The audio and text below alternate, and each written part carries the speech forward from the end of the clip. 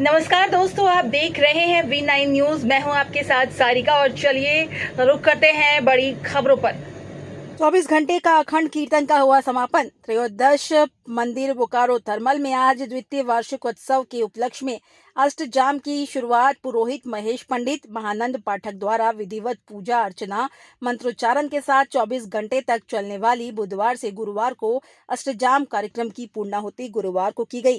साथ ही पूजा अर्चना के साथ संपन्न हुआ।